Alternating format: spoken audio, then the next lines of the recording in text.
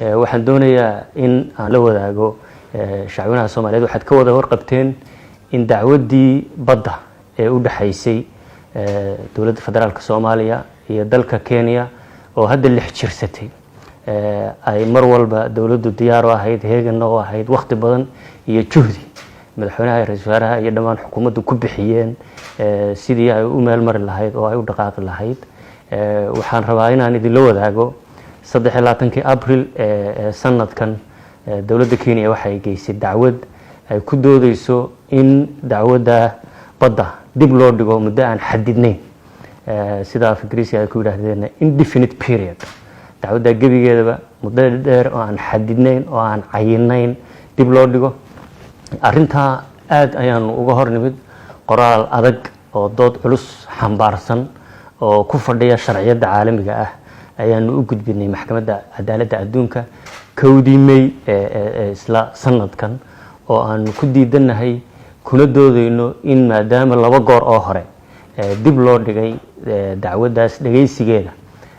in aan la dhaafinin laguna dhageysto bisha June 8 ilaa 12 dooda Kenya waxay xambaarsanayd in cudurkan dunida aafeeyay oo iyaga iyo looyaradoodii kala xiray dalkuna ku jiro bando oo aanay suurtagal u ahayn in looyaradoodii arkaan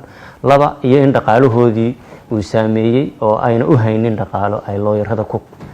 kireystaan annaga doodadeedu waxay ahayd hal cadaysan geed ay ku xoqonto ma weydo cadaaladda oo dib loo dhigaa waa cadaaladii oo la waayay in si nabad ah oo cadaalad ku dhisan dooda garmaqalkeeda loo dhageysto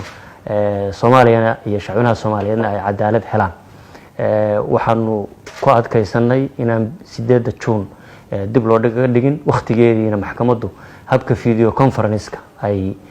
ku dhageysato waayo maxkamaddu waxay soo saartay inkastoo ay ku cusub tahay nidaamkani in dacwadaha ay maqli doonto wixii 31 May ka dambeeya ay online ku dhageysan doonto sida ay u kala culus yihiin iyo sida ay u kala fudud yihiin iyadoo qiimeynaysa maxkamadda awooddaasna iyadoo iska leh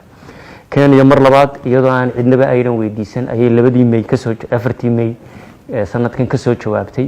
doodii adkeyd ee Soomaaliya oo aan ku diidanayn dib u dhigka dacwadaas Soomaaliya waxay mar labaad fursad u heshay in ay ku celiso dood culus oo ay maxkamadda cadaaladda adduunka ka codsanayso 7 May ee sanadkan in aan dib loo dhigin waqtigeediina la dhageysto looyarada iyo dhinacyaduna iyagoo guryahooda kala jooga dalalkooda jooga goobahooda jooga maxkamaddu ay online ama video conference ay ku dhageysato